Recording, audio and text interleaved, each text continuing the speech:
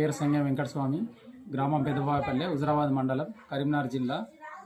నేను నాకు జ్ఞానోదయం వచ్చిన కాడికి వెళ్ళి ఎప్పుడైతే చదువు 10th వరకు అయిపోయిందో మా అమ్మ నాన్న కష్టపడి చదివించారు. అప్పటికెళ్ళి బీజేపీ అంటే నాకు ప్రాణం. ఎందుకంటే ఒక ఎటువంటి మచ్చలేని పార్టీ అది స్థానికంగా. ఎందుకంటే న్యాయ పోరాటంలో ఒక భాగము. వెనకట వాళ్ళు ఎట్లా పోరాడారో ఇప్పుడు ఇది కూడా అదే పార్టీ అనే ఉద్దేశంగా ఆ పార్టీకి ఆకర్షిస్తున్నది. అప్పటి నుండి ఇప్పటి వరకు కూడా నేను ఎటువంటి ప్రలోభాలకు లొంగకుండా ఎన్ని నాకు మొన్న మా ఊరాలో బై ఎలక్షన్లు వచ్చినా కానీ నీకు ఇన్ని ఇస్తాం అన్ని ఇస్తామని ఇచ్చినా కానీ నేను ఎటు తొలగకుండా పార్టీలోనే ఉన్నా. గతంలో కూడా నేను వార్డు మెంబర్గా కూడా చేసిన. ఆ క్రమేపక నాకు ఇప్పుడు సర్పంచ్ అవకాశం బీసీ జనరల్ అచ్చుడితో నేను పోటీ చేయడం జరిగింది. దానికి గాను నాకు లోకల్ కూడా కనీసం ఇంటికి పోయి లోకల్ కార్యకర్తలు ఇంటికి పోయి బతిలాడినా కానీ ఏ ఒక్కరు కూడా నాకు అసలే సహకరించలేదు. మరి నేను సరే ఇక్కడ రెబల్గా ఉన్నారా అనుకుంటే కూడా వేరే వాళ్ళు కూడా ఎవరు లేరు. నేను నామినేషన్ వేసిన కాడికి వెళ్ళి కూడా లోకల్ కార్యకర్తలను వాటి అందరినీ బదిలాడుకుంటూనే ఉన్నా. ఇటు సరే సారు ఒకసారి మరి నాకు సపోర్ట్ కావాలి కదా, మరి నాకు ఆర్థిక సాయం కావాలి, నేను ఎటు చేసి గెలుపుతా, నన్ను ఊళ్ళో కూడా నువ్వైతే ఉత్తములు అని కూడా నన్ను సూచించారు. ఆ క్రమేపైన సరేలే ఊరికి సేవ చేద్దాము, నాది పార్టీ అనేది కూడా కొంత పేరున్నది, మంచి పేరు. అందులో కూడా నేను మంచిగానే చురుగ్గానే పాల్గొంటా ఎప్పటికి కానీ. ఆ తర్వాత ఈ దైవ కార్యక్రమాల్లో కూడా మా విలేజ్లో నేను ఎప్పుడు పాల్గొంటాను అన్నట్టు, గుడి డైరెక్టర్ని కూడా. ఆ మంచి పేరుతోటి నేను కాబట్టి ఈ జై శ్రీరామ్ నినాదంతో ఈ రామ మందిర నిర్మాణంతో దానికి ఈ మనదే ఈ పార్టీ అనే ఉద్దేశంగా నా కుటుంబం మొత్తం అది చేస్తే ఇలా నాకు వెన్నుపడి ఓన్లీ ఈటల రాజేందర్ గారి దగ్గరికి పోయి నాకు సహాయం కావాలని కోరినందుకు నన్ను ఈ హుజరాబాద్ మండల్ పార్టీ ప్లస్ కరీంనగర్ జిల్లా అధ్యక్షుల వారు కూడా నన్ను బెదిరియడం జరిగింది.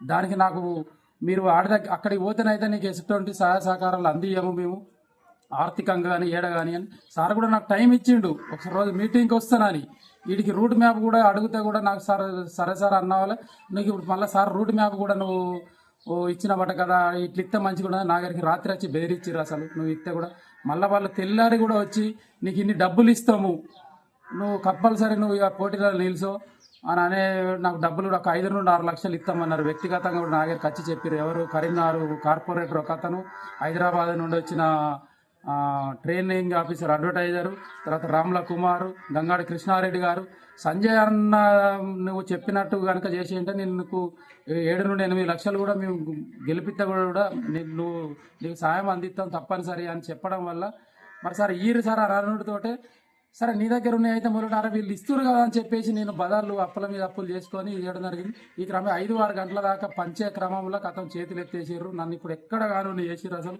ఏదో అవ్వబెట్టది అడక తిన్న చదరంగంలో నన్ను ఆడుకున్నారు ఇద్దరు రకం కలిసి.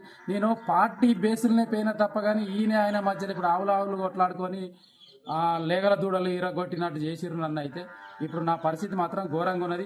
సంజయ్ అన్న కూడా వచ్చి మధువాని గార్డెన్లో ప్రతి వార్డు మెంబరు పోటీ చేస్తే నేను ఎంత ఖర్చు అయినా కానీ పెట్టుకుంటానని ఎందుకన్నా ఇటువంటి మాటలు మాట్లాడుకోవడం. మేము ఆర్థికంగా లేనోళ్ళము, నీ మాటలకు ప్రలోభపడి మేము త్యాగం చేసినాం. ఇవాళ నా పరిస్థితి ఏంది, రేపో మాపోయానైతే చనిపోయేదంటే మాత్రం నీదే బాధ్యత నా సంజయ్ అన్న. నేను ఖచ్చితంగా చెప్తున్నా, ఈ పార్టీ మీద మీరు మాసంటే అమాయకులను ప్రేమికులను మాత్రం ఆటాడుకుంటే మాత్రం మంచిగా ఉండదు. నాతోటే మీ పార్టీ మారాలి, లేకపోతే ఈ వ్యవస్థను మీరన్నా సస్పెండ్ కావాలన్నా. నేను బతిలాడిన నా ఊళ్ళోకి పోయి కూడా సీనియర్ నాయకుల మీద కాళ్ళ మీద పడ్డాన్నా. నేను నాకు 2 బిడ్డలు ఉన్నారు ప్లస్ ఒక కొడుకున్నారు. నా కొడుకు కూడా RSSలో ఫుల్ టైం వర్కర్ అన్న. ఎందుకన్నా ఇటువంటి చావు దెబ్బ కొడతారు ఆయన అని చెప్పేసి మా సోటర్ల మీద ఏం కావాలన్నా పని చేసుకుంటే బతికేటోళ్ళం. పార్టీ నుండి ఏమన్నా రూపాయి ఆశించినామా? మీరే వస్తారు, మీరే పైసలు ఇస్తామంటారు, మళ్ళీ మీరే ఇవ్వకపోవడం ఏందన్నా. సరే ఆయన ఇంత సాయం చేద్దాం మనోడు కదా అని వస్తే అక్కడ ఇయ్యరు, ఇక్కడ ఇయ్యరు. ఆఖరికి ఏం కావాలనుకుంటారు అసలు?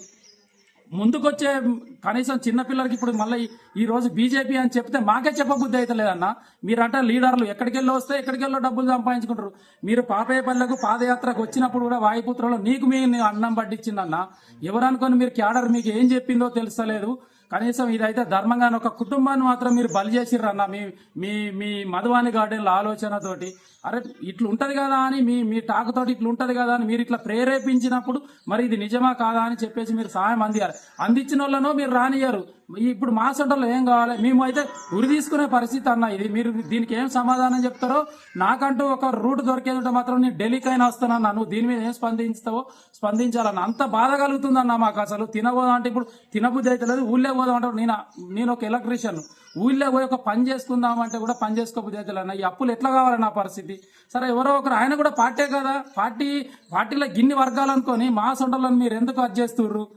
మీ ముందుకు పోదాం అనుకున్న వాళ్ళు ఎందుకు వర్క్ చేస్తారు? మన ఊళ్ళో కూడా మేము ఒక అతను సీనియర్ నాయకుడు అని ఉన్నాడు. నేను మిర్చీలు తినిపోయిన విద్యాసాగర్ అప్పుడు. ఇప్పుడు మరి ఇంటికి పోయి కూడా నువ్వు సీనియర్ కదా అన్న, ఎందుకు వస్తలేవనంటే కూడా నేను అంతే రాను తమ్మి, నీకు అయితే ఓట్లు వేయిస్తాను. మరి ఎక్కడ పోయినాయి నా ఓట్లని? బీజేపీ అని చెప్పుకొని తిరుగుడు ఎందుకన్నా? మీరు కూడా మీటింగ్లు ఎందుకు పెడతారు? మా సొంటి మీ నమ్మిన వాళ్ళని ఎందుకు బలి చేస్తుర్రు?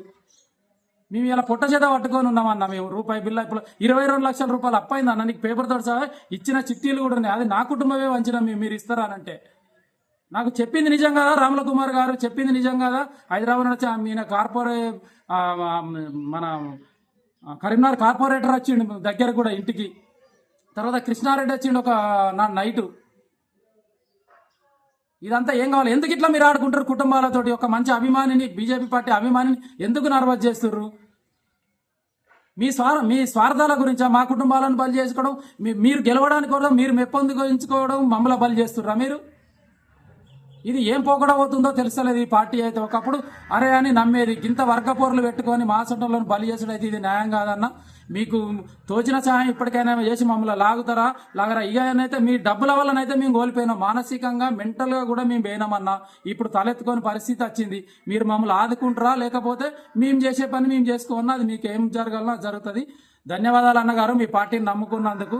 నేనైతే గత 40 సంవత్సరాలకెళ్ళి మీరు రికార్డ్ చేసినా ఎవరు చేసినా మన బ్యాలెట్ మీద పేరు సింబల్ కమలం పువ్వు వచ్చిందంటేనే పడి చచ్చుకుంది. ఈ రోజు కూడా సంజయ్ అన్న గారిదే ఫోటో పెట్టుకుంటా నేను. అక్కడ నిదర్శనంగా కూడా ఉన్నది నాకు. ఎందుకన్నా మీరు ఇట్లా చేస్తారు? ఏ ఒక్కనాడు కూడా ఒక పార్టీకి చేయకొట్టలేదన్న నేను. మీరు కండవలు కప్పుకొని పక్క పొంటి ఫోటోలు దిగుడు లెక్క కాదన్న, అంతకన్నా లోపల ఉన్నదన్న మాకు అభిమానము.